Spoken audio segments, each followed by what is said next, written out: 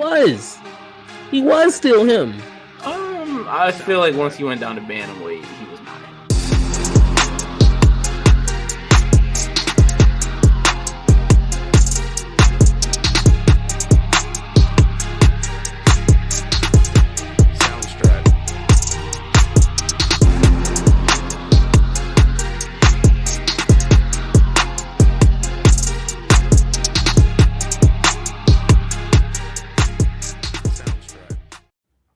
And just like that, we're back in your lives. Road to gold, back on the grind. We got episode 16. I'm Dylan, here with my dog, Ron, here to bring you the best that we have to offer. Ron, how you doing today? Feeling good today, man. Feeling good. The sun is shining. Hasn't been raining today, at least. I'm feeling all right. Yeah, I was gonna say it definitely downpoured yesterday, and I got caught in that. Like I was on the road. It was horrible. But yeah, like I said, episode 16, we just had a massive pay-per-view. UFC 302, it was good, I would say. I don't know if it lived up to the hype that we might have put on it, but I think it was still a good card. You know, there were some finishes, maybe not as much as we would have wanted. But there was, it was a good card though, right? Or do you think it was better or worse? What do you think? I think it was a very solid card. It felt very solid. I think we all had bigger expectations than what it gave us, though. Even Islam, I think, said he saved the card. Like I think we all had bigger expectations, and I feel like that happens. I feel like sometimes when fighters, like when the first few fights go a certain kind of way, and the fighters run it back, they're warming up, they're seeing the fight kind of play out. They probably don't mean it to go in that kind of this little theme throughout the entire day, but I feel like it's subconsciously in their head. I don't know, man. For the fact that every fight kind of went to some kind of decision, slower paced fight, I don't know. I really thought it was going to be more explosion than that, but it was definitely a card worth watching, regardless. Yeah, I think I definitely agree. It just didn't seem like the urgency to get that finish was there from a lot of the fighters. Now, like I said, there were finishes on this card. Kevin Holland, obviously Islam, Jailton Almeida, he's back in the win column. So there were finishes, but it just seemed like a lot of the people were comfortable going to decision. And, on a fight night, it's fine.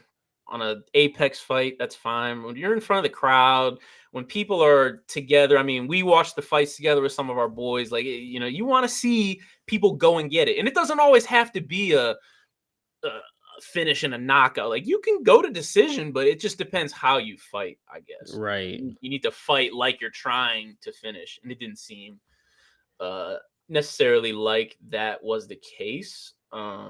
Before we get into the main card, were there any prelim fighters that you wanted to highlight? My boy Roman Kopylov, didn't have the best, I would say, showing for a pay-per-view, but hey, he got the dub.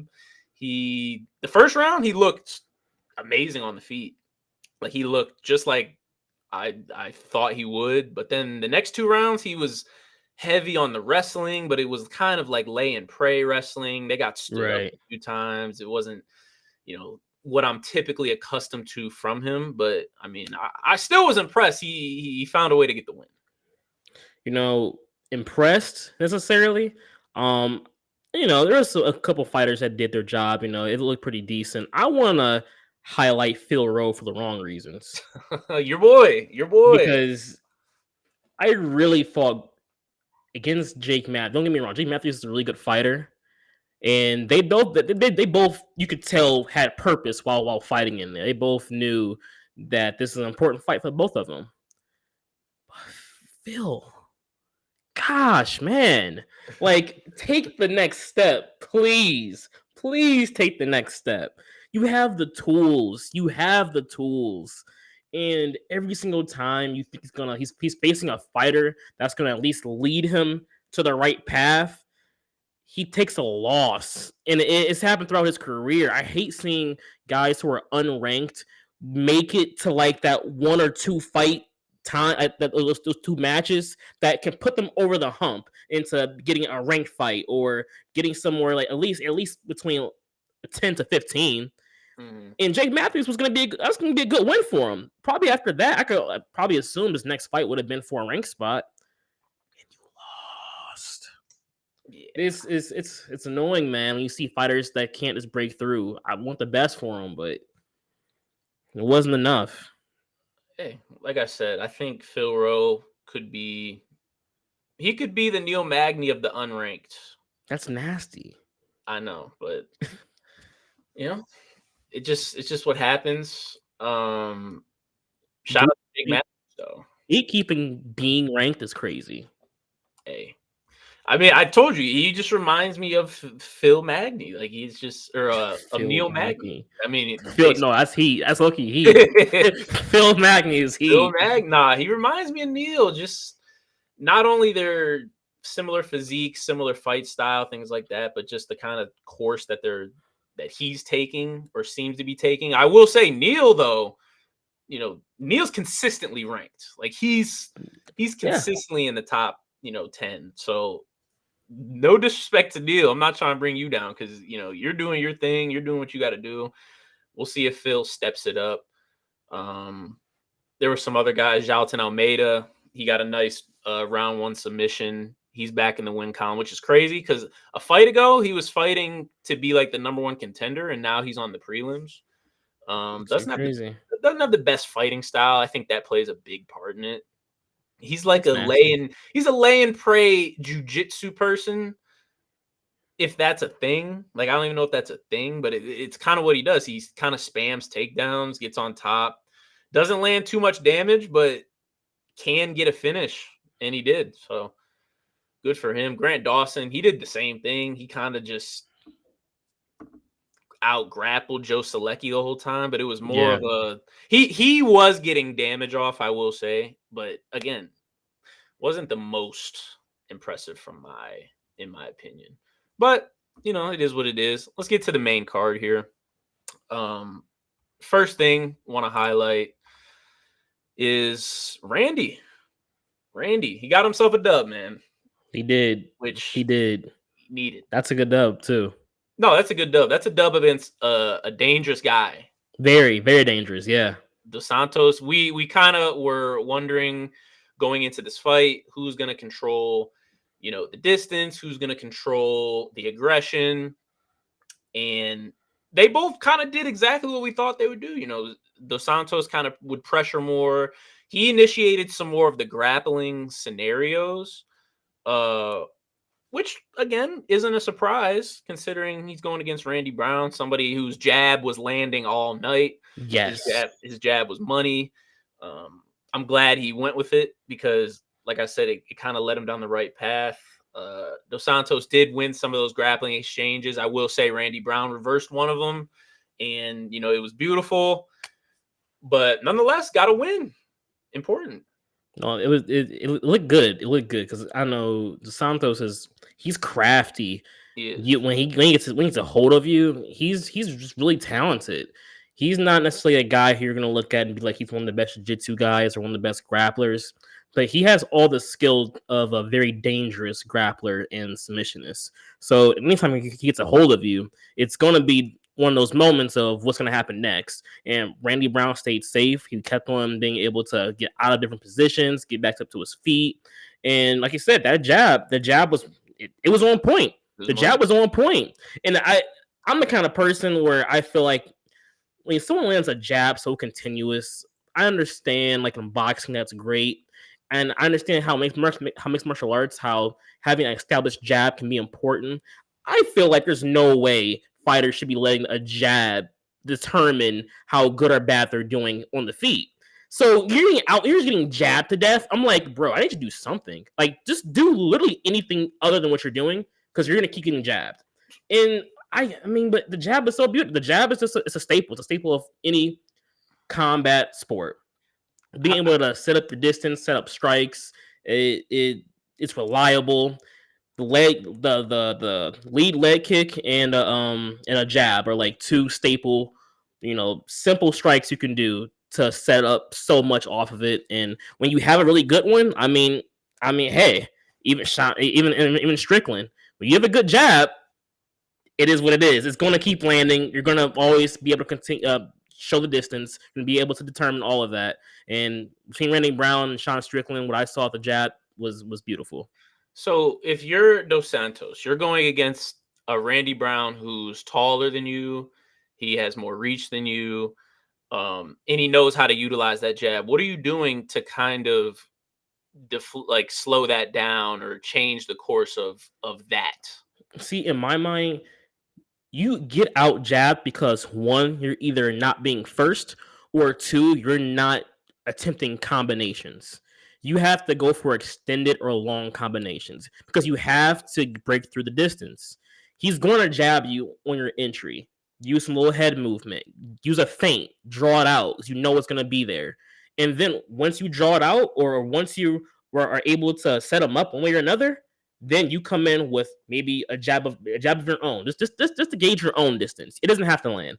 You're a shorter fighter. You're obviously jab's not going to be as effective, but just gauge your distance for a quick jab, gauge it, and then from that point on, hook, body shot, takedown, whatever it is you want to set up next, leg kick. It needs to be in a combination sense. Throw 2-3 pieces. Don't just settle for one. If you settle for one, you're going to go back out the distance, and he's going to continue on that jab. Continue on it. Do not allow him to keep you at bay. You have to, sometimes you may have to take one to give one. That's not what you really want to do all the time, but sometimes you may have to take one to give one. It's okay. But just combinations, though. Combinations is usually the best way to kind of get in there. It definitely is easier said than done, I will For say. sure. And again, I haven't been doing anything in the ring for that long. I have sparred a few times, and I can just imagine how hard it is to stop that jab with those small gloves. Like, it probably is so easier to slide the jab in between the guard. Yeah. Especially when you got crafty guys who know how to leverage their angles. Like you were talking about Sean Strickland, Mr. Jabber, as I call him. He's one of those guys that knows how to slip through the guard, and I don't know. It's hard. It's a very hard thing to stop, and it's such a simple strike. So simple that everybody should have an elite jab. Everybody should have an elite jab because that you should be working on it so much because it's quick. It doesn't require as much energy as some of your other, obviously heavier, hooks, straights, overhands, things, uppercuts, things like that. It's quick. It's efficient. Everybody should have one. People like Randy Brown, though, they're blessed with that reach. I mean, he's like 6'3" in the welterweight division. He's blessed with that. So I don't know. It served him well. But that is what it is. It's pretty much simple. He's not ranked. Randy Brown isn't ranked. Right. I think his next fight will probably be for a ranking. I think. You would think so, because I would love to see him against some of the upper echelon talent in the welterweight division. Right. We'll have to see. Next fight, Niko Price, Alex Morono. I mean, there's not like a whole lot to honestly talk about here. It was exactly what we thought it would kind of be. It was cut and dry. It was just very no flair in this fight. It was no flair. It was two guys. It was like I said last episode. It just seemed like a throwback UFC fight, like 2008. Just put two guys in there, and they're not gonna have a whole lot of flair. It's just gonna be a bunch of grit. And that's really what it was. Niko Price, he outlasted Morono. Morono started off hot, but Niko Price, more of a veteran, has more fights under his belt. He was able to go in there and get the win. It's honestly as simple as that, really. Morono, he had small moments where he was able to get distance and land some good combos. But, I mean, it was a gritty fight. And we're talking about grit. Talk about Niko, he's going to win that. That's the kind of fight he's going to win. And he couldn't make it as clean as he wanted to make it. Anytime they would engage, Niko pretty much landed more strikes, the bigger strikes. And yeah, it was kind of cut and dry. You saw where it was going to go the whole time, and that's how it went. Like I said, there's really not much else to say there. There's not even much to say about the direction of either fighter. Facts. I mean, they're both kind of just in that ether of, they're not really close to being ranked. Like, I don't anticipate Niko Price being close to being ranked. Do they have like a list of the top like 30, 40 fighters? I feel like I they think need like about that all the time. And I want to say UFC.com used to have it used to show the top 15, but then it also used to show like other names in the division as well. And I want to say those other names that be in the division were also in order of ranking, I want to say.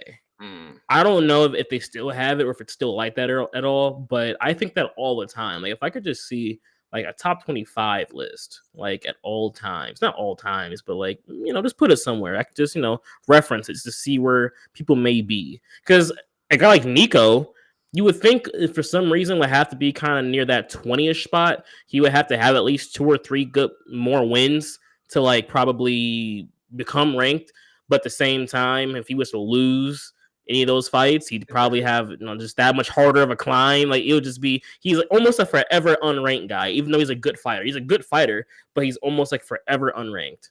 Yeah, I don't know. I think that'd be good. It's kind of like in NCAA, they have the AP top 25, but then you can still see the other colleges like 30, 40, 50. I don't know. I think it would just give more of a picture of kind of where people's trajectory is, kind of how they weigh different things. I don't know. That's just Dana White. If you're listening, take that for what it is. Take the idea. You can have it. Even just maybe it isn't, even if you don't want to necessarily rank them, you could just have a little system, maybe look a couple, a little arrow system, one green arrow up means okay, they're going somewhere. 3 arrow, maybe it's a great finish. Even 3 arrows up, okay, like that, they're advancing really well. Just showing trajectory and how good and bad they're doing based off their last fight. Red arrow down, 1 down. It hurt them a little bit. 2 arrows down. Oh, okay. It was a decision loss, but he fought back. But ultimately, he lost. 30, 3-0 pretty much. And 3 arrows down. Hey, he got decimated. Something like that. It doesn't have to necessarily always be top 30, something like that. But just give us something just to see the other guys that aren't top 15. Hey, Dana, take the info, man. We're giving you some gems. The next fight though did end in a finish. Kevin Holland submitted Michal Oleksiejczuk via armbar in a fight that he actually got. It was very quick, but a fight that he got dropped in. He that's what led to the armbar. He got dropped near the fence, cinched up an armbar, and broke Buddy's arm. Either broke it or dislocated it. It was one or the other. I think it was broken. It was broken. Now, again, we watched this live. I recall, and I'm quoting you, that fight shouldn't have been stopped. That's what you man. said. I was prepared to get into this for sure. Honestly, do you still feel that way? Yes, I do. I do feel this way. The people that didn't watch the fight, Kevin Holland cinched up an armbar on Michal Oleksiejczuk, and it was locked in. It was beautiful. It was pretty.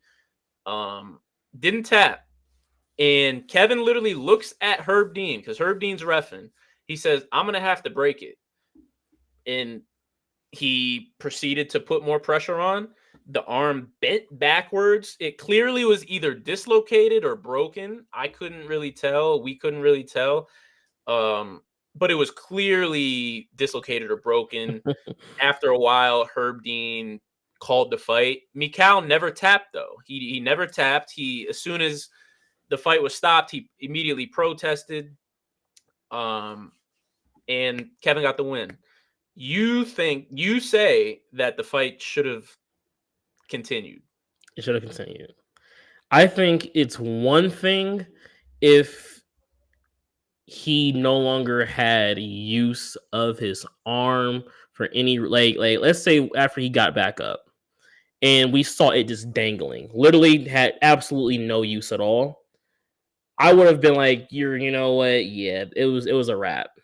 But he didn't tap because I felt like I feel like he knew that he was in pain, but he wasn't compromised. His arm wasn't compromised. Okay, maybe he wouldn't have been able to throw. Well, I think it was the left arm. Maybe he wouldn't throw the left hook anymore, or as often as he would like to. But we've seen other fighters, Tony Ferguson. We've seen a Tony Ferguson get armbarred into oblivion and him not tap, and then the round ends, and then we just go to the next round. Like these things happen, but because he's not a household name, we're just gonna force him to lose the fight. I felt like that's kind of unfair. We need to keep it consistent. If he chooses not to tap, don't end the fight. That's how I feel about it. I just feel like there has to be a point where we protect the fighters. Like we can't just let things like bro, did you see his arm? It was looking crazy.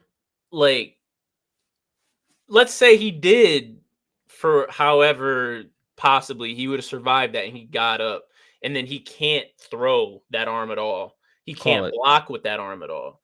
That's when you call it. You can't just call the fight when he's on his feet, trying to box. Like he's about to get slumped. Like he's got Kevin Holland across from him. It's that bad. My fault. Continue. Like he's got a guy that's right there, in front of him that's gonna put him out. So then he gets put out. So now not only is his arm shattered, but his brain is scrambled. It's one of those things where it's like, man, you got caught. I understand you didn't tap. You're a tough guy. We're gonna protect you since you don't want to protect you. In my mind, it's the same scenario as when a guy tears his ACL in the ring. If he gets back up and you see that his arm is completely compromised, he does not have the ability to block. He can't put it up. It's the same.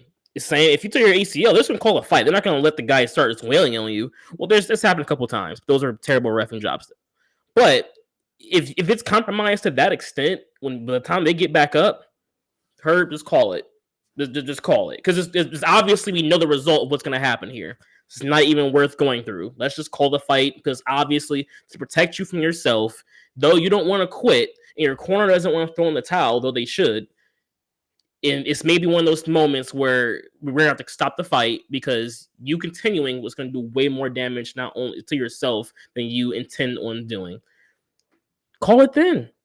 As long as I'm not tapping, and I'm obviously not, like I'm not yelling. I'm not. If I seem composed and okay, which in the moment he was, don't call it. Don't call it.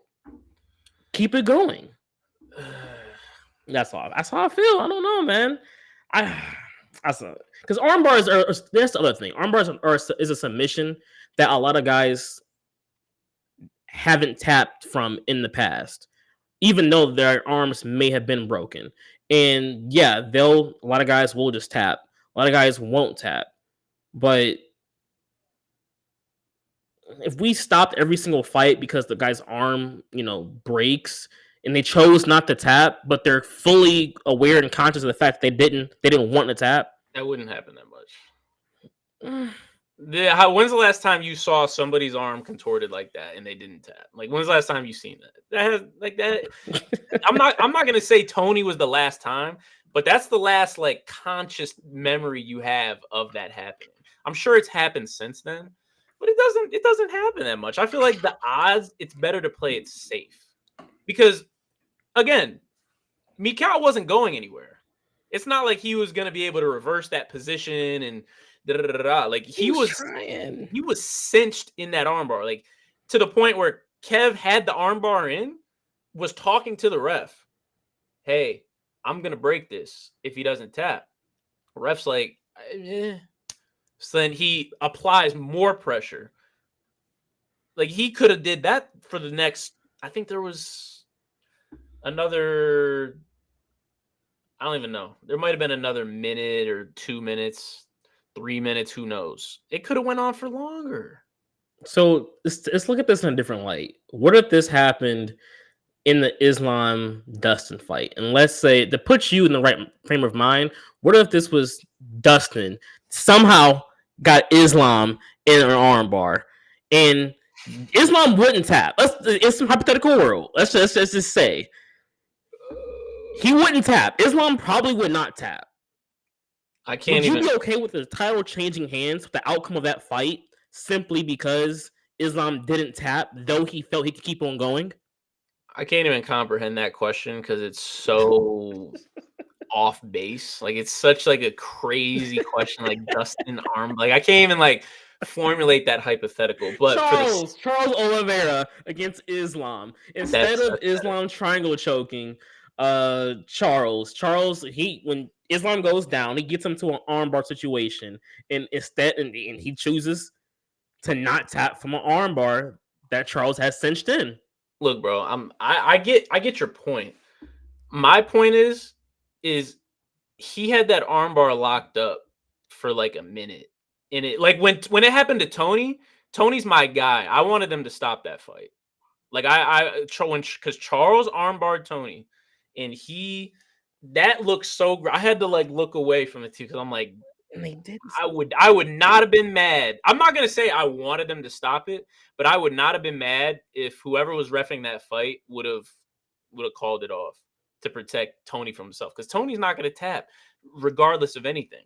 Like he could have a broken neck, he's not gonna tap. You know, I don't want to get too far off topic here, but this makes me wonder what's the difference in this situation and then when we talked about Izzy versus Alex and how you want the fight to continue and go out on his shield, but though at the same time he's just sitting there just getting right-handed to death. Again, it's not like he was in a crucifix. Like it's not like he was being held down. Like he was literally on his feet, leaning against a cage, head movement. Like that's a completely different situation. It's not comparable. It's literally not comparable. Because like I said, the fighter doesn't want to give up. The fighter, the essence of the situation is the same. The fighter doesn't want to give up. They're in a bad situation, and where the ref is deciding to end the fight, you felt Izzy should have been given a bigger chance.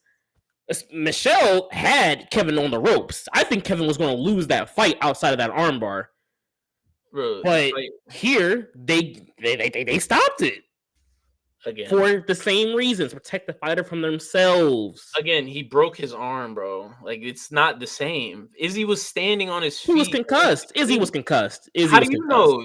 Come on, dog! Don't do that! Don't do that! First of all, you can't even see a concussion, so that's you can't. But we know he was. He was literally. He had a compromised leg. Izzy, hold on.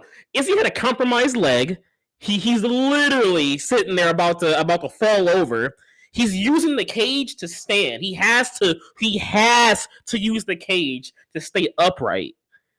This isn't like a situation where he was literally just up bobbing and like he was literally using the cage with a compromised leg to stay up. Bro, you just told me you knew he had a concussion. He definitely did. He was dazed. As if you're a Do you know what a concussion is? Like, as if you're like a neurosurgeon, neuroscientist. Like, what are you talking about? So, dog, he didn't have a concussion?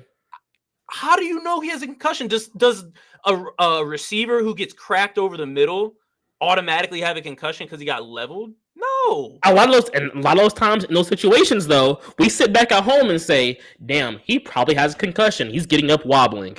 Oh, he can barely stand. He probably has a concussion." We really say that. Everyone will look at the TV and say he probably has a concussion. But you see him wobbling and not able to stand.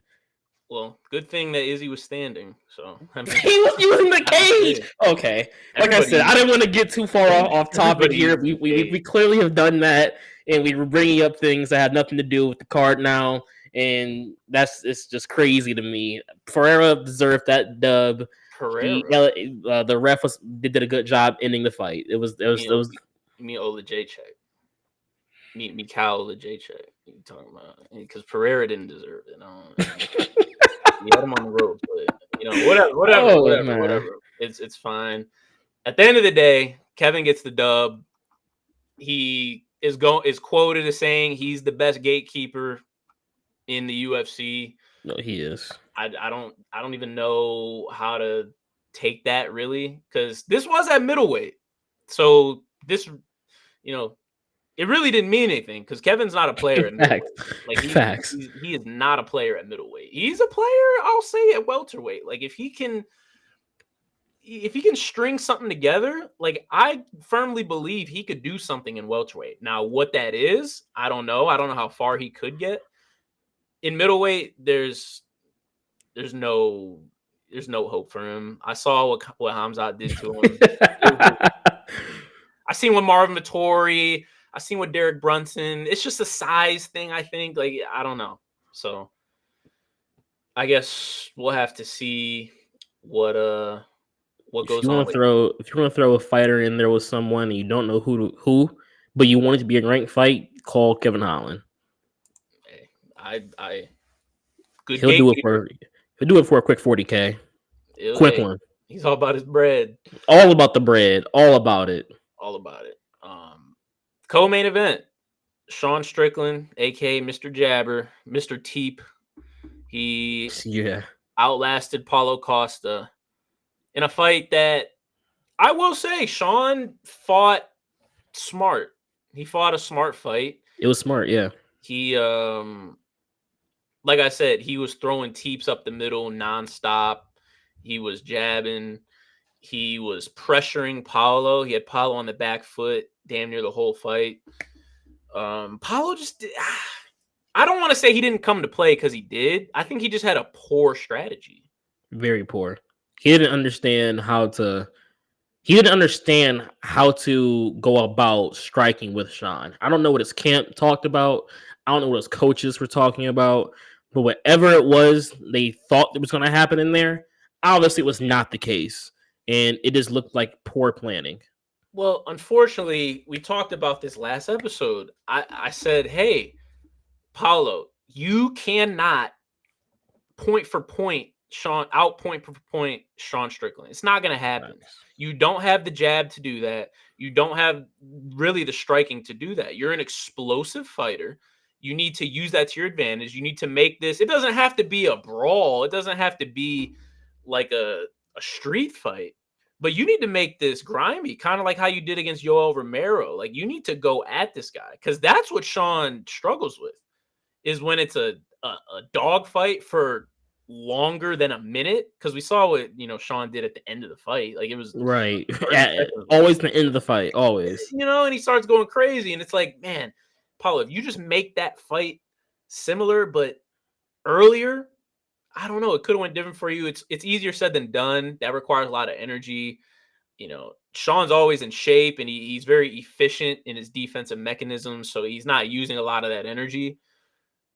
But, Paulo needed to figure something out, and he didn't. No, Paulo disappointed. He was also trying to jab. He was trying to throw some kicks. The kicks were all right, but, it's not. I mean, Sean has a great check. This one thing Sean's gonna do is check a kick. He's gonna check some kicks, and Paulo just outside of the jab and a body shot every now and then. He had no offense for Sean. He didn't want to throw the right hand. He didn't want to throw any hooks or any overhands. He may have threw a total of maybe 4 overhands the entire fight, maybe, and a couple of them got close. I think one actually cracked him. That was it, though. He went back to just being on the back foot, trying to figure out the puzzle, and he couldn't. To be honest, I'm going to get hate for this one. I want to say Paulo is the better striker overall than Sean Strickland. But Sean Strickland's defense is so elite, in its own category, that if you don't have the offense to compete with his defense, his very simplified offense of jabbing every now and then, 1-2, teep kick, occasional leg kick, it is not revolutionary stuff that he's throwing at you. but it's going to beat you because you can get past his defense. I get defense is a part of striking, so I understand that, like he's considered one of the better strikers because of his defense, but his offense is very rudimentary. It's not groundbreaking at all, and fighters are just, I don't know, they're scared or they're just confused or just puzzled. But when they get in there against Sean, they just sit there and they're just stunned. They just don't know what to throw at him. They just don't know what to do. Izzy did it. Paulo did it. Drake is the only person who actually went in there with a game plan of, I'm gonna go fight him, and he won the fight. The book's out. The book is out there. Go watch Dricus. I don't know, man. It bothers me. Like Dricus was able to win, but Izzy and Paulo weren't. That's crazy to me. I can't agree. I can't agree and say that Paulo's a better striker, because, like you said, defense does play a role in striking. And while Sean's striking might be rather basic, he's pretty elite at it. Like his jab in the UFC is pretty elite. Even his off time twos, because he'll feint jab and then throw a two. That's money. He'll mix in the hooks, but he's not, but it's really the 1-2. And while it might be basic, he's pretty elite at it. Combine that with the defense, I'm almost confident, at least in the middleweight division, he can outstrike a majority of the top 10, of the top 15. Against Dricus, he definitely, if you rewatch the Dricus fight, early on, he was having success. He was early on. He was, because Dricus was trying to go tat for tat with him, and it did not pay off. And then he's like, all right, well, I got to make this a dog fight. If you want to watch how to beat Sean Strickland, you watch Jared Cannonier, a guy that we're going to talk about later. He solved the Sean Strickland debacle, and he didn't do anything crazy either. He just stood his ground, and he fought. He didn't back up. He wasn't retreating.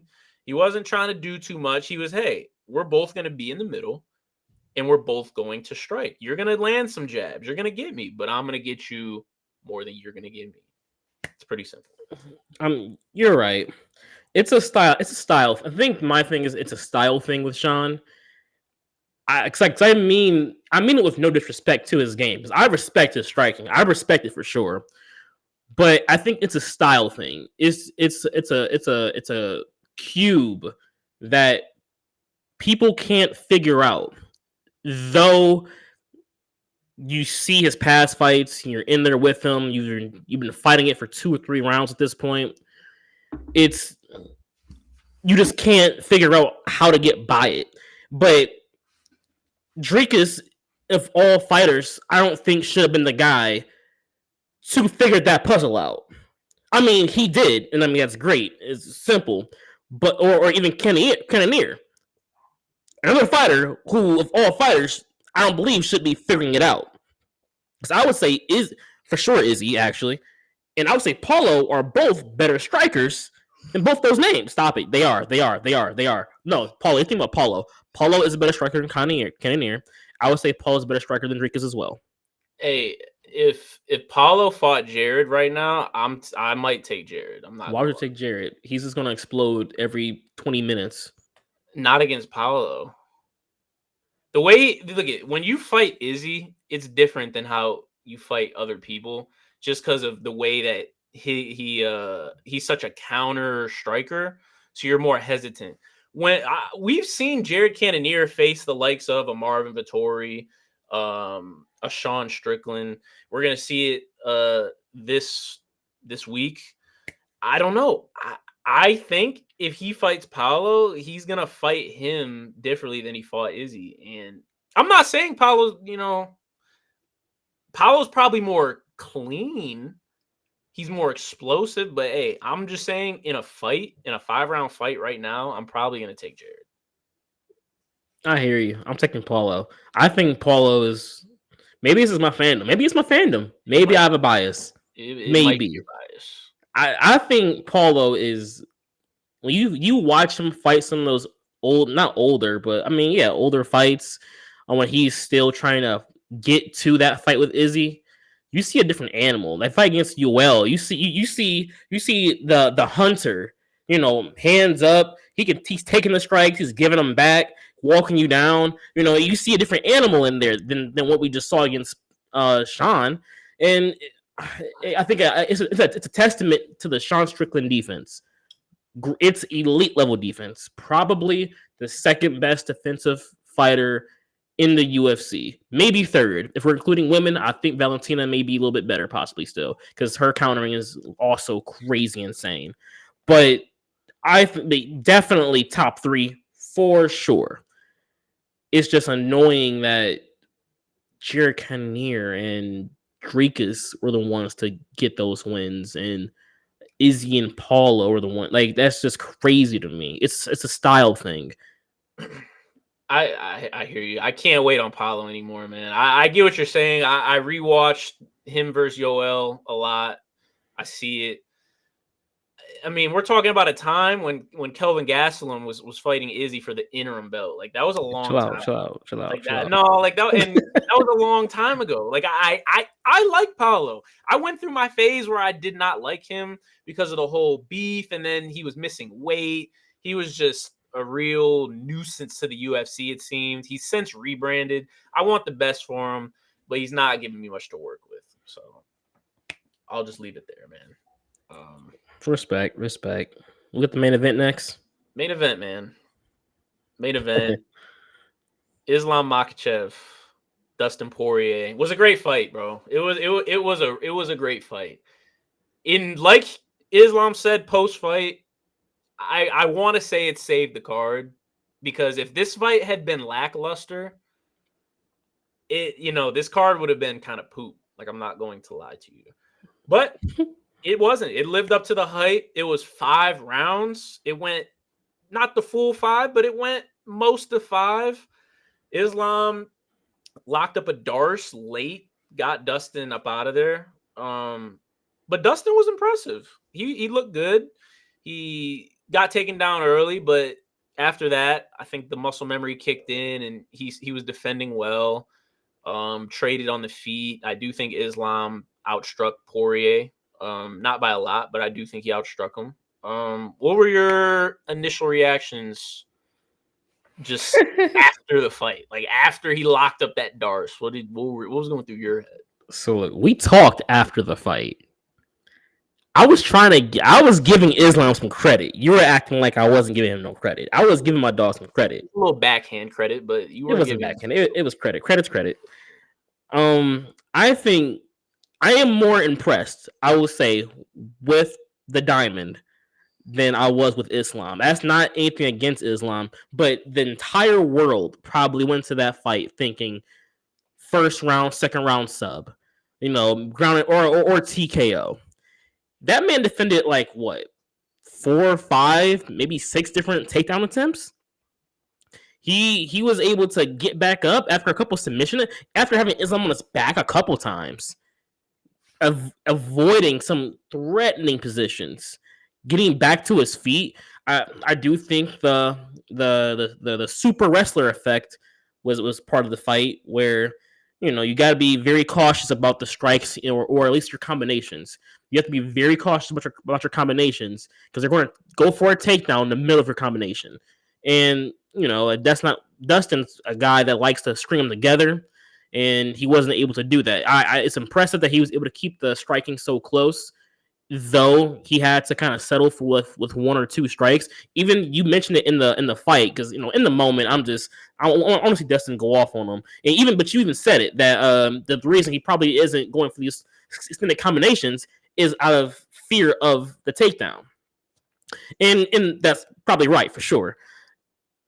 But he was able to keep it close still, which only makes me believe, as the fight was going on, the momentum, I believe, was very slowly, but I think it was surely fading away from Islam and going towards Dustin. I think if that fight got into the 5th round, we would have saw an interesting, I don't know what would have happened, but I think it would have been a very interesting 5th round, especially considering that Islam and Dustin's gas tanks were both dwindling down.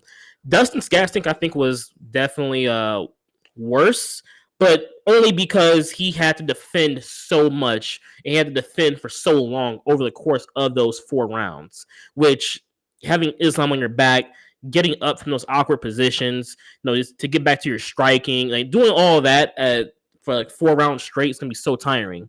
So he's defending the whole round. I understand you're going to mention staff for Islam. You're going to mention, you're going to talk about his tank being not the greatest because of one thing or another. And I understand that. But the fact of the matter is, his gas tank, it didn't look great, that fight.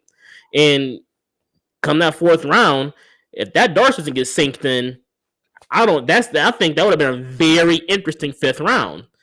Granted, regardless, okay, yeah, what you got to say? What you got to say? The fight ended in the 5th round, by the way. Two minutes and 40 seconds into the 5th. So I just want to just put that out there because it did reach the 5th, and they were halfway through the 5th when it got finished. I wasn't that lit for that. Okay, I wasn't that lit. Okay, I should have remembered that. You're right. Put that out there. Anywho, right. Islam did impress though. He was in a fight, and we haven't seen maybe the first Volk fight was similar in, it was similar a little bit, but Volk I don't think was in there to make it a dog fight. I think he tried to keep it cleaner. It looked a little cleaner, I believe, when he fought Volk the first time. This fight felt like a dog fight. It felt like the two guys who were getting tired. One's trying to go for takedowns, get different positions on the ground. The other is getting back up. When they are striking, they're both throwing hooks, and it wasn't, jab, cut angle. It was hook. It was uppercuts, and it was clinch work. It was all kind of stuff. And Islam showed that in those kind of muddy looking fights, he's able to he can do a little something in there. So he was impressive when things aren't just going his way, every takedown attempt and laying on top, and just not to say he's laying and praying, not trying to say that, but when he's just not on top, just being able to ground and pound or go for a submission, he can still be in that fight, and he can still, whether how clean or muddy it looks, he can be a factor, which is, I think, good for a champion to be able to do. Be able to fight both ways, no matter how it's going for him. So it was impressive by both fighters, and I'm very curious to see, because I can only imagine Arman has to be next. Very curious to see what that fight looks like when that happens. Okay. Like I said, I agree with some of the things you said. I was also impressed with Dustin.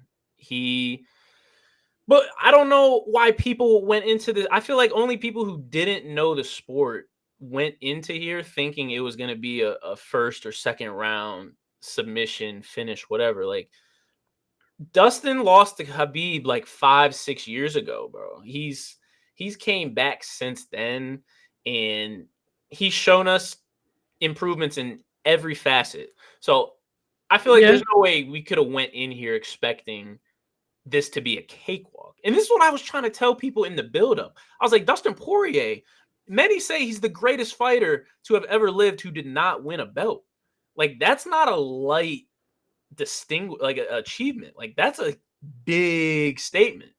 But it might be true. Like, he's really skilled. And you don't get to be that skilled not knowing how to stuff takedowns, not knowing how to defend yourself. Obviously, sometimes some takedowns are going to land, and some did land against him. Islam got his back a few times. Dustin, for the most part, was able to create scrambles. I will say some of those scrambles he created, Islam was going for submissions. He was being very aggressive. Oh, that's true. Yeah, for sure. Which kind of opened up. Like, he went for the arm bar. He went for the Kimura. Like, he went for some things, which Dustin, leading up to the fight, he said, Khabib doesn't take those risks. Khabib's going to be on top of you. He's going to ground and pound you until you're essentially dead in the octagon, and then he's going to submit you. Islam's going to take those risks earlier, and he did. I respect it. Hey, he's going for the finish. Nothing wrong there. On the feet, you can say, hey, he was worried about the takedown. He was worried about this. He was worried about that. I feel it. The fact of the matter is, it became a dogfight. The takedown stopped landing. You know, he didn't have success with it after round 3 and 4. He didn't really have success with it. It was a dogfight. And Islam looked very clean on the feet. He looked very clean. I understand Poirier couldn't set up his normal combinations how he maybe normally would have. Hey, I don't know what to tell him. That's not anyone else's problem but his. Like, looking at it from an outside perspective, Islam was in the trenches with him. And I don't know. I found it very impressive. As far as Arman, I don't know if I'm Arman, I don't know if I'm leaving this fight and I'm like, oh yeah, this is about to be my dub easily. Like, he's gonna say that, he has to think that way.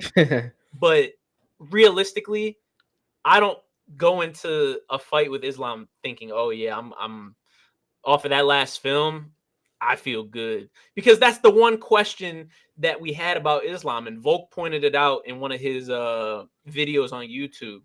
He said, we haven't seen Islam really in a dogfight. He said, our fight, you know, I'm quoting Volk, it wasn't a dogfight. Like, we went to, you know, decision, we went far, blah, blah, blah, but it wasn't deep waters. This fight was deep waters. So now not only can Islam grapple, not only can he strike on the feet, now he can also go to deep waters if he has to. I don't know. It's a little spooky, in my opinion. So I remember I told you after that fight that I think the one thing this fight did was show Islam isn't the Terminator, though. Granted, you're right. He went to deep waters and he still got a win, but he didn't look like the Islam we're used to seeing from past fights. And I think that, I don't want to call it a fear factor for other fighters, but that mentality of he's gonna go in there, he's gonna strike with you, go for a takedown whenever he essentially pleases, ground and pound you for a eventual submission. Like, that's not. It's like you know, you get the word isn't afraid, but it's like, you know, like how do I go about stopping this, as he's been doing sambo since he was in the womb. Like, what do you do about it? But Dustin, a guy who's not known as a grappler, not known as a wrestler, not known as a submissionist, known as a striker. He has good wrestling defense, but a guy that historically, if you can out wrestle him, you're probably gonna win the fight. As long as you just have some decent wrestling, you're probably gonna win the fight. The fact that 36, 37-year-old Dustin was able to continuously stop these takedowns, land some great strikes. He was able to make it. Yeah, man, come on, dog. Like, he was able to muck up the fight, stop takedowns, get up off the ground, stop submissions. He made Islam look human. But I feel like he's been looked human, though. When he fought Volk, he didn't look human. The first time? The fight against Volk, I don't want to say he looked human. No, I don't think he looked human. I think at the end of the day, I think they both were able to get off what they both wanted to. It didn't feel like Islam was being denied certain situations or certain opportunities. It just felt like that Volk was able to, you know, like just subdue it for a moment until it eventually happened, like how we thought was going to happen. Like, it didn't feel like it was, you know, it didn't feel like he looked human that fight. He still was able to get off what he wanted to. Takedowns, got to the back. He ended one of the rounds on his back, about to get a rear naked choke. Most likely, the only reason he didn't just decide to keep struggling for it is because the round was ending. Like, he was able to do what he wanted to do to Volk still. But Volk was able to also get in there, land some good strikes. You know, there was never a moment where I felt Volk had the upper hand. I thought each round there was a opportunity that Volk may have did something to maybe steal the round back for him, but then Islam would do something else that was like, well, the odds are it probably is Islam round. Volk maybe one, maybe 2 rounds at best in that fight.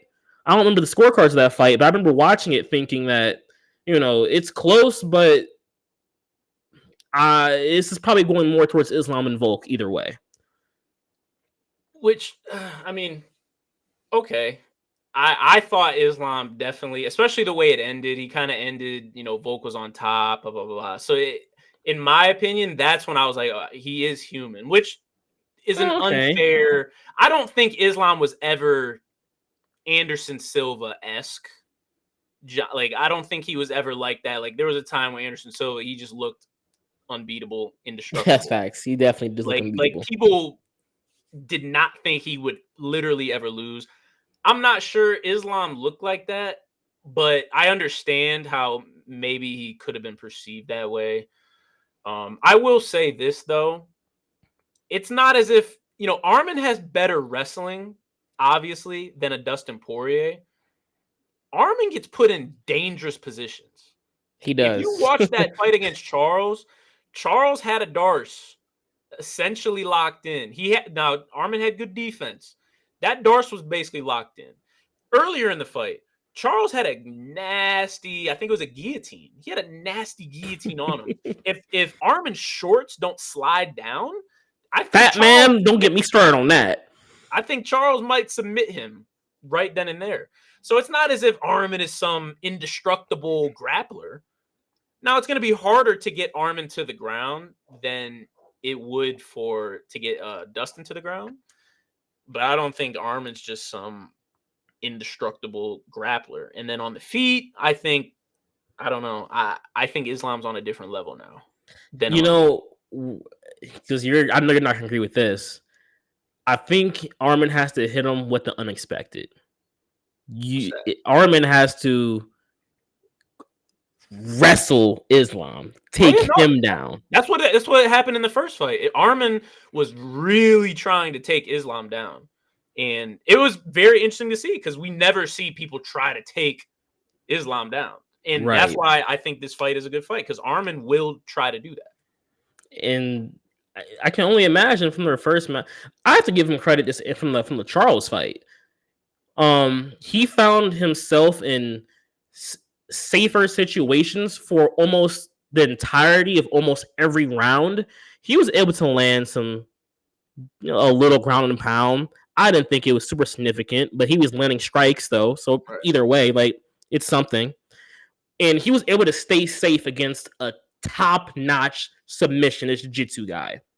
Which when you're facing someone of that level, of that caliber, the longer you're on the ground for, the more dangerous it is. It's only a matter of time until he figures out how to get you into whatever submission he wants you in. But he was able to stay safe. I think his wrestling and his grappling has gotten smarter. Obviously, he's gotten better because he's just been doing this for so long. But I think he's getting smarter. He's fought Islam once. He knows who Islam is. He sees the film. He knows what he has to go up against. He has to figure out how to subdue the striking. I think the striking is going to be the main problem here for him, because if he can't get close enough to take him down because of a leg kick or a jab that Islam is going to probably impose on him, that's where things start to look very one-sided for him. So working your striking, working your striking, because that's going to be probably the deal breaker. And I'm sure at this point, Islam has supreme confidence in his striking. I mean, he's been in there with the likes of Charles, Volk twice, Dustin, some of the best strikers we have in the sport today. And he's held his own. So he'll probably have a lot of confidence going into this next one, but that could be a good thing, could be a bad thing. Maybe he trusts his striking too much and it leads him down a bad path. I don't know.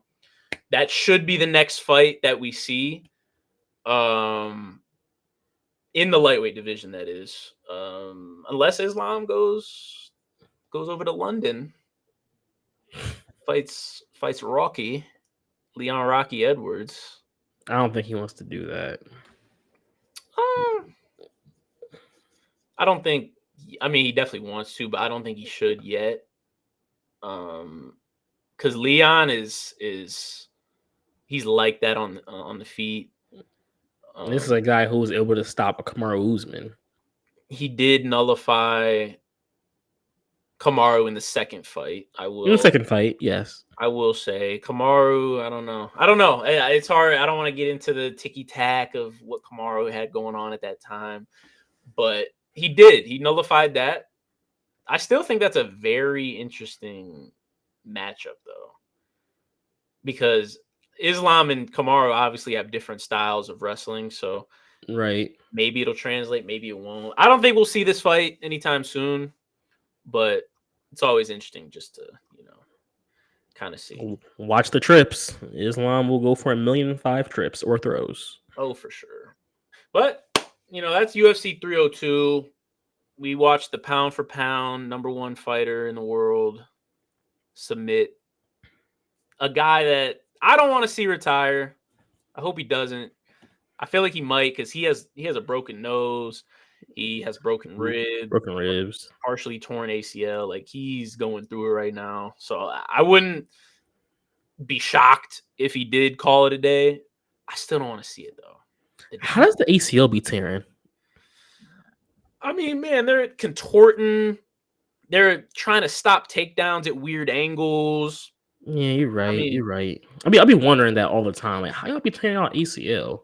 I find it's weird that they only partially tear them. And that's why I think it's in these weird positions where maybe they're like against the fence or they're stopping a takedown and they get in the fence and it's like, it's not fully torn. It's not fully hyperextended. Because in football and basketball, there's no partially torn ACL. They're gone. Like, it's gone. Like, gone. Because you're moving so fast and you're planting so hard. You plant in the octagon, but it just might not be as hard. You might not have as much force. So I think that's kind of why. It makes sense. I don't know. That's a good card, man. We got a nice little card coming up this week. Yeah, UFC for the fourth time, we get to talk about Rosas and is it Turkio? Yeah, Tercio, something like that. Tercio? That's like our fourth time bringing this one back up. My boy Ricky. We got UFC Fight Night. They're in Louisville. They're at the Yum Center. I actually wanted to really go to this fight. I have a lot of family in Kentucky. We're actually going down next week. I thought we were gonna, we're actually going down next week. I thought we were gonna go down this week. I was gonna try to scalp some tickets, take the whole fam out there, but we'll have to watch it from TV. But this is, an exciting card. Like you said, we might as well jump right into it. We got Raul and Ricky. Finally, we've talked about it twice already, at least. So we don't even need to spend a whole bunch of time on it. But, minus 235, plus 190 for Ricky. Should be a good fight, theoretically. This should be a grappling. Take your notes. Get the notepad out. This should be some very interesting grappling on both ends. Defensively, offensively, submissions. I'm assuming both their gas tanks are going to be full for this fight, especially all this time they've had to prepare for each other, know what's going to happen. This should be very interesting grappling. I don't know who I would even pick to win this fight. I think just for the plot, I'd pick Raul, but both of them are tricky. They have submissions. They both can reverse positions. They both are like mediocre at best strikers. Maybe Ricky's a little more average than that. He probably has more average striking, I give him. But once they get to the ground, the grappling, no clue how this is going to go. I genuinely do not know. I mean, I like to think Raul is he looks like the more filled out fighter, which is crazy because he is obviously the way younger fighter. I mean, look at the age difference there, only 19, going against a full grown man at 31. But he's very solid. We've seen in his past fights, he has a lot of energy. He expends a lot of energy trying to get takedowns early, and he'll force that action, which I think in this fight might benefit him because Ricky he doesn't expend that much energy typically. especially defending. So he's going to have to step that up here. I think at the end of the day, Raul kind of overwhelms him across probably 3 rounds, and he gets the decision victory. I'm going to go with the decision victory. Hey, Ricky's crazy because Ricky will literally just decide not to stop a takedown. like Ricky, well, there are times where you can watch him fight and it looks like he just didn't try at all. Like he just would just let it happen. Like Ricky's crazy for it. And I guess I don't know if it's he's just that confident in his grappling, or maybe he feels he's just better than you on the ground, or I don't know why he does it. But he's crazy for it. He just literally just lets opponents take him down at times. He gets complacent on his back at times. But I think he's always trying to work an angle. He's trying to always work something. I think it's not always for no reason. He's trying to work a move or submission. He's trying to work something. But, sometimes it's looked at as him just kind of just being there, just taking hits or, just laying. But he's crafty. He can get up off the ground almost like when he decides to with, using a wizard, underhook. He goes for submissions. Like he has the arsenal on the ground. He just sometimes just doesn't use it, and I think he's trying to set things up. But crazy guy. Can't do that against Raul. I'm telling you, because like I said, Raul is pretty relentless. He's not gonna leave anything on the table there. He's gonna go for broke, for sure. But that could also backfire on him because when you're young and you spend too much energy early, you don't even realize it. A guy like Ricky, who's more of a vet, he's gonna be more measured. He might be able to, take control in the later rounds 2 and 3. I don't know. I guess we'll see. Hopefully we have the fight. We don't need any last minute cancellations. We don't need anything like that. Let's just get to the fight. Now, the next fight that we should talk about is the Dom Reyes fight. I mean, this is one, and we're both, I would say, Dom Reyes fans. We both like him. I like him. He's lost like 4 fights in a row, but I like him. He's clearly shown the ability to be a high-level UFC fighter. We saw him knock out Chris Weidman. We've seen him go toe-to-toe with the GOAT, John Bones Jones. Since then, he's had kind of a rough spell. But is this the fight that he gets back on track? Well, there's no bigger loser that I root for than Dominic Reyes. This is a guy that, look, last 3 or 4 of his losses in the UFC have been against all champions. I mean, who has the kind of luck, Like he's fighting guys that are champion level fighters.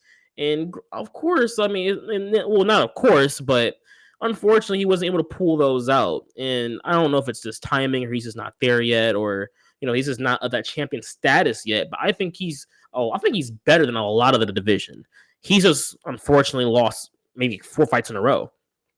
So this is a fight that he kind of needs. He kind of needs this fight because you can't keep losing like this, to be honest. And this is like for the ranking. So like you lose this, you're gonna probably lose your ranking as well, and that's a terrible look. Dustin Jacoby is no slouch though. He has them. He's a very crafty. He likes a clean fight.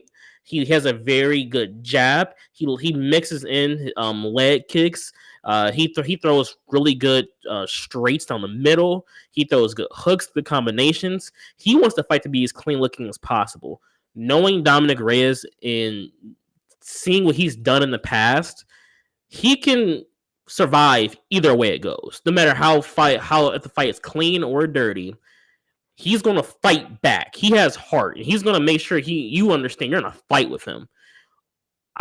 I'm going with the Dominic Reyes win here because I think the desperation calls for him needing this fight, but also Dominic Reyes, I think he's going to show more strength. He's going to be more powerful. I think he's going to throw more bigger shots. It's going to connect.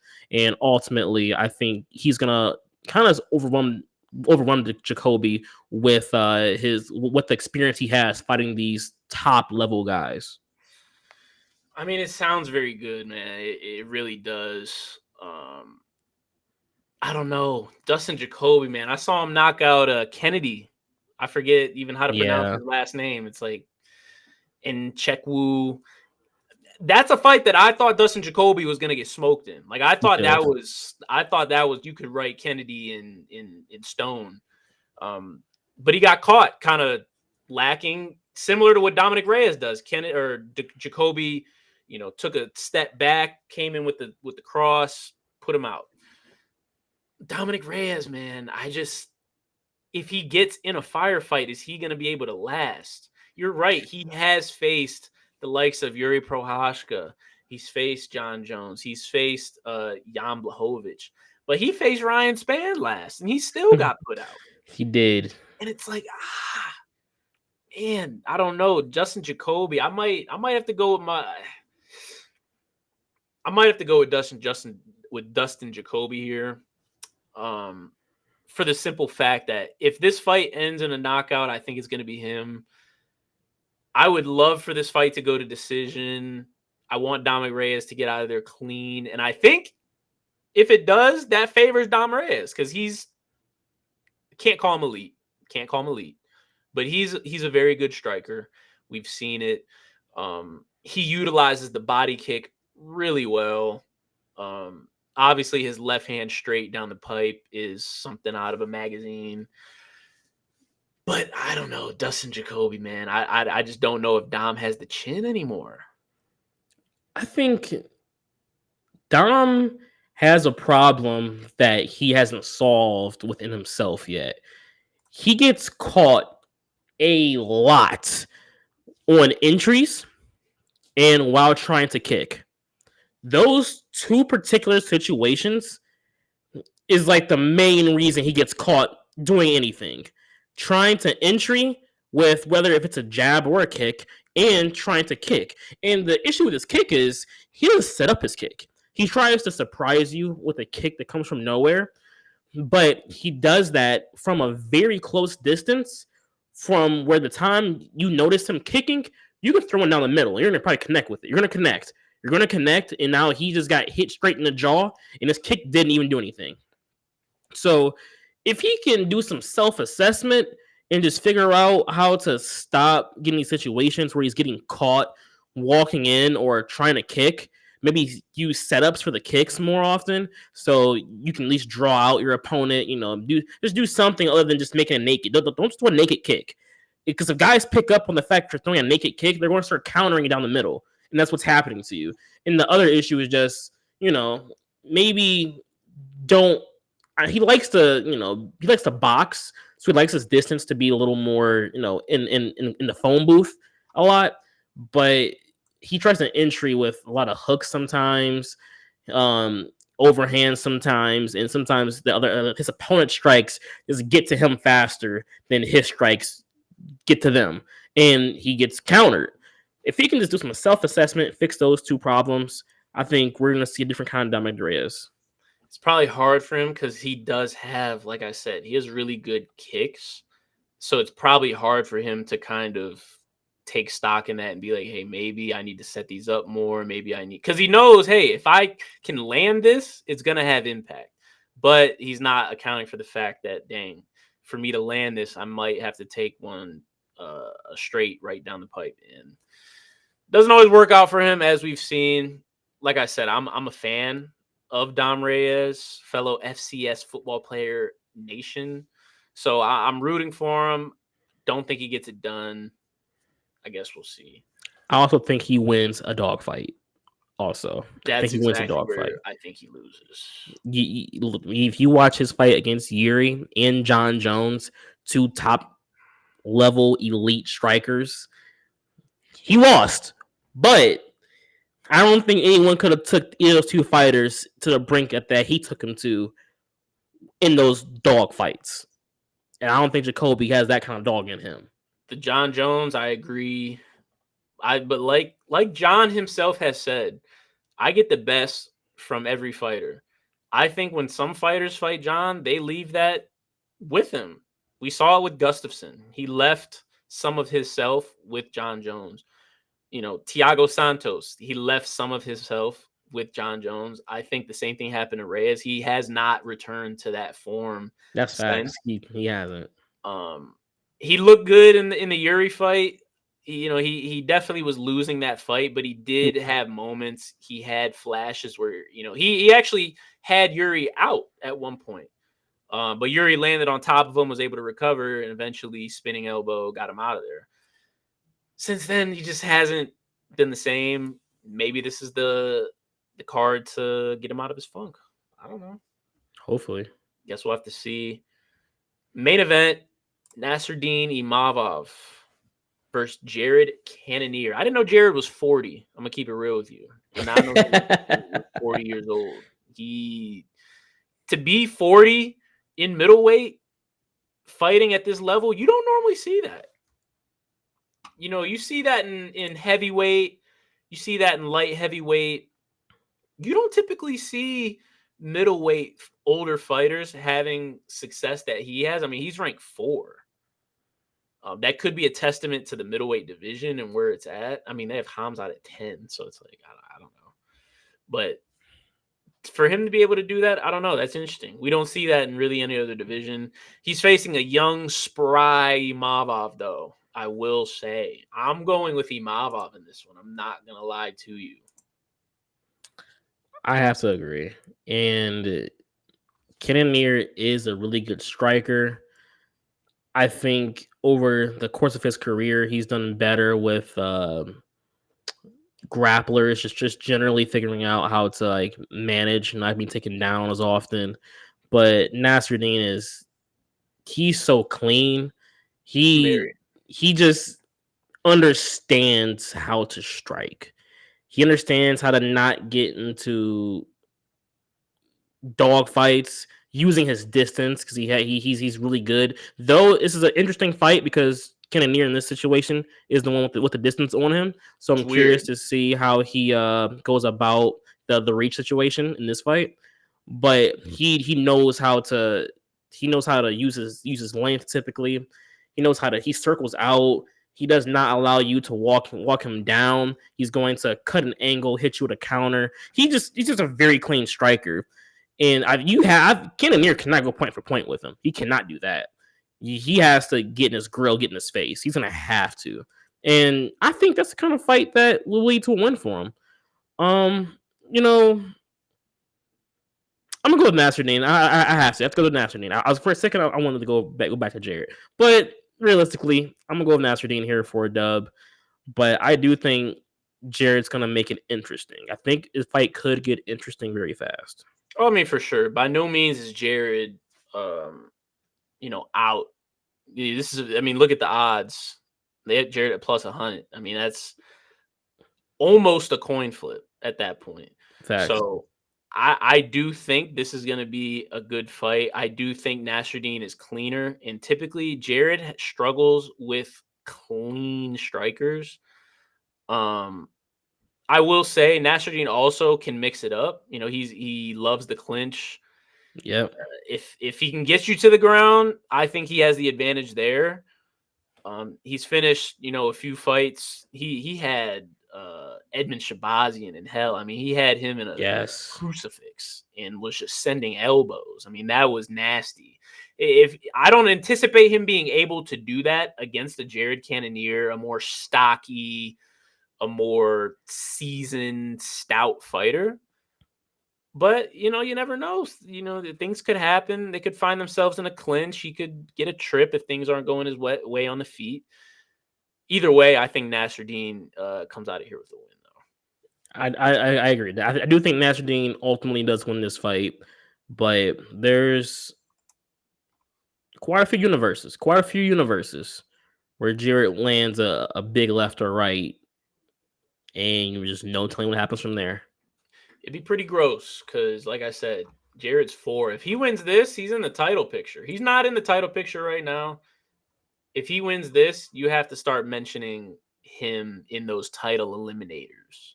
To be honest, at 40, I think you win this fight. You don't take a fight unless it's for a championship. Yeah, well, he might as well retire. He's 40. How many more does he got in him? Look at. I think some people have genetics on their side. We saw it with Yoel Romero. He's genetics. Yes, right. That's true. He's 46, 47, still fighting. I think Jared has we'll see tomorrow, but I don't know. I think he can, especially in this middleweight division, he can make a little run. He only has one more, I will say. But I mean, you're This is it. 4. Sure. He's gonna have to win another fight, because there's too much. It's too much murkiness at the top. You got Sean Strickland, who said he said he's gonna sit until he fights for the belt. He's gonna get whatever that is. You got Israel, who supposedly is supposed to be taking the fight with Dricus. We don't really know what's going on there. So that's 2 people right there. You got Robert Whittaker versus Hamzat in 2 weeks. The winner of that is immediately going to be thrust into title contention. So it might Jared, if Jared can pull this out, I could see him facing Rob Whittaker if Rob Whittaker wins. If Hamzat wins, I'm not gonna lie, Hamzat might fight for the belt next. I don't know. It's gonna get a little. So that's nasty though, because if Cannonier fights Robert, and even if he was to win that, we're talking about another at least year until he actually has a shot at the title. Come on now. Bro, if he beats Nasruddin, you're gonna give him a title shot? Like, we can't do that. I feel you, but he's ranked 4. If I win this fight at rank 4, why not? Why not? It'd be different if he was ranked 6, 7, 8, but I'm ranked 4th. So you think Izzy should rematch Sean? I ultimately for sure believe that needs to happen before the title. Izzy didn't get an immediate rematch, mind you. He could have, but he didn't. So it's like, I think that needs to be squared away. I think that needs to be squared away before one of them lose again. So to be honest, I would say yes. I think Sean needs to fight Izzy again. I think that's the perfect fight to determine who fights Dricus for the title. I think that's perfect if you ask me. But you think they do that, and then if Jared wins this, you give Jared the title shot against Dricus? I get it. I know how it sounds. I get it, but I see your logic though. It makes sense. It's kind of gross though. Like off paper, like it's gross. I'm 40 years old. I'm already Jared Cannonier. I lost once. I lost a title shot once already. Look bad. I don't got so much time left in this sport. He's already not a super active fighter as well. What do we, let's just wrap this up. Let's fight for the title. If I win it, to be honestly, I probably retire anyway. On top. I can't say I want to see that. I see the path. I guess we'll have to see. He has to handle Nasruddin, because Nasruddin is on a warpath too. So that's true. That'll be a good card to watch. Had a lot of fight news. Just quickly want to talk about some things. What do you make of this Jamal Hill on social media?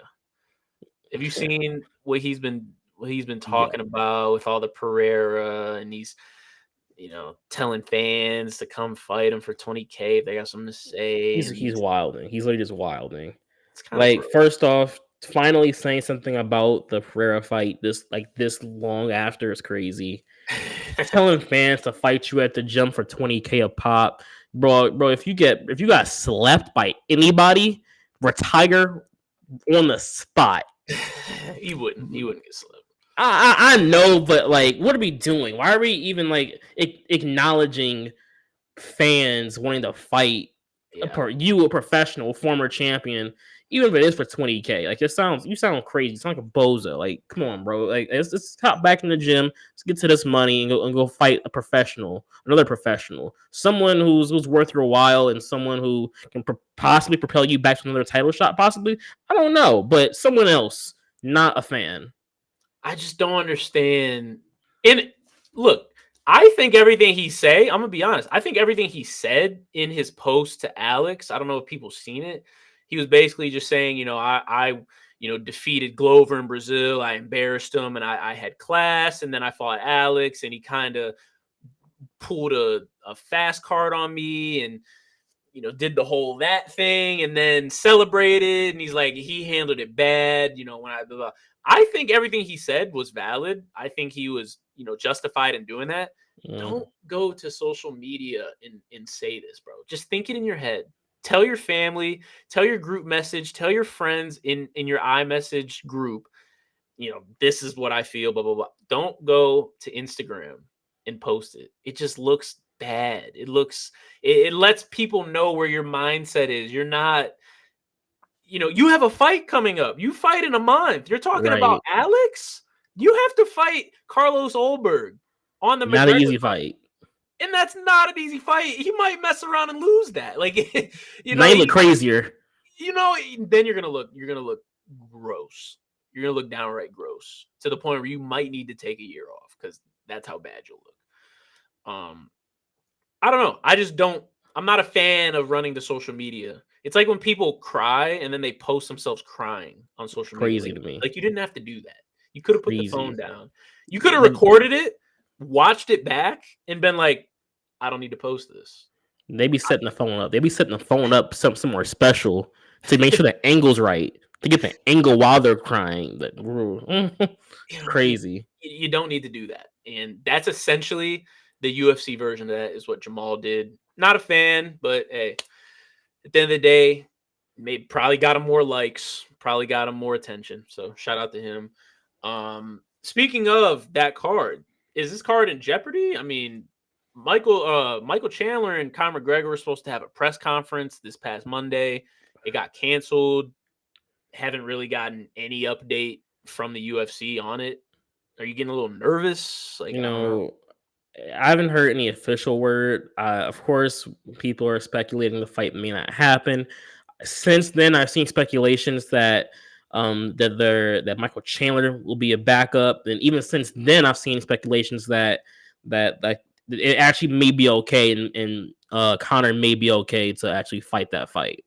So it can go so many different ways. If Conor does, for some reason, have another injury or cannot fight, first off, Conor retire because we're not going to keep doing this with you. Second, I don't know. Call Kevin Holland. He'll do it for a check. I mean, I don't know. I don't know what you can do to replace a fight of that magnitude. I mean, like, I don't know. I don't know what you do. I don't know who you can call. Volk maybe. I mean, but does that to me it doesn't fill a void personally. I don't know how you can save it necessarily. I don't know if you can. Yeah, I also heard via Ariel Helwani on his show, he said there is optimism that the card will go forward as is. So we're going to bank on that. I did hear they were, contacting people. I'm sure they contacted Volk. I don't really know who his opponent would be. I don't know who's available right now. That makes sense for him. But he's obviously somebody they would call. Kevin Holland, throw him in there against Michael Chandler at welterweight. I mean, shoot, I don't know. That might be a fire fight. That actually maybe heat. That actually could be heat. Just not even skill wise, just knowing both their personalities and both of their fighting style. That would be some good chunk. I don't know. Hopefully that card continues without a hitch. Hopefully, but I guess we'll see. Last thing before we go, because I was watching the Chael Sonnen. He made a video on his YouTube, and it was about the BMF belt. And I wanted to ask how you feel about this. How do you feel about the BMF belt? This could be a new segment. How do you feel about the BMF belt not being lineal? How do you feel about the BMF belt being more of a one-off type of thing? Because what this stems from is Dana White post UFC 302. He was talking about they're trying to set up a BMF fight. That doesn't really make sense because Max Holloway is the BMF right now. Right. He should have a fight with Ilya already lined up. Like that should already be in stone. So if that's the case, then just say, Ilya, Max, BMF, whatever. If that's not the case, and they hypothetically were to take the belt from Max and say, hey, we're just going to make That'd this be gross. kind of like a one-off, that would be, they'd have to go about it a different way. But if they were to say, hey, from now on, the BMF isn't lineal, if we just find two bad fighters and we'll just make that a title fight in and of itself, how would you feel about that? When you put it that way, I think that may be the right course of action. But at the same time, you kind of have to figure out what do you do for the last person who won the BMF belt. Because in this situation with Max, I feel like you can't just have him fight. I understand the Ilya situation, because there's a whole thing with Ilya wanting to fight for the belt. That's the case, and and Max isn't gonna deny that situation. But even outside of that, even if you wanted to have Max fight anyone else, if you had, let's say, a Michael Chandler with the BMF belt, I think you can't just take it from Max and just all of a sudden maybe have it up for grabs. Like, I feel like there needs to be some kind of conversation about how do you go about the previous winner of the belt and what that means for them. Maybe you just give a new belt out every single time, and maybe you just have three in rotation, like 3 different BMFs at one time, just to kind of spread it out through different divisions. Because obviously at this point, a heavyweight can't be BMF if the belt's always, if you feel me, Yeah. like you have to do something like that. Maybe, like, I think the solution relatively easy. Just what's the best way to go about it is the question. I don't think it's not a bad idea. He's kind of fair to logistics of it, though. Yeah, how to get there, because that's a good point that I didn't really think of. The way I view it is, I really do like it being lineal. Like, I think it's cool how Justin Gaethje, it was up for grabs with the Justin Gaethje Dustin Poirier fight.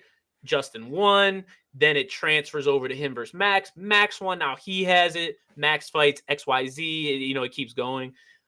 But I do think we could get better fights throughout all divisions if we were to make it a Exactly. non-lineal fight. Because you're right, there's no heavyweight that's ever going to be able to really get it, or it would take years. Like, it would take It'll take a Max long going time. up to lightweight and losing it there, and then that lightweight going to welterweight, and it would just take too long.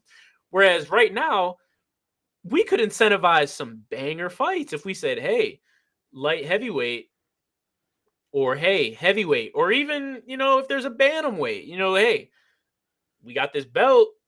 Now, to do it, you're going to have to face this other BMF. Like, you're going to have to, like, this is going to have to be a banger of a fight, but we can do this. I think that would recruit more people into kind of maybe accepting those fights, because there's only so many BMFs in this featherweight, lightweight realm. I mean, how many other people is it? Because, Justin and Dustin, they already fought for it. So they're the typical BMFs you think of. I mean, in lightweight, I mean, I think Chandler would be a good. I think Chandler would be a good option. He lose, but yeah. I don't deny that. I think of the upper divisions, I think Kamzat could definitely be one of those guys. Like Gilbert Burns, I think the higher you go, there's definitely some guys. Yuri, like like, I don't know. There's some good potential fights that I think we could miss out on if we don't do it.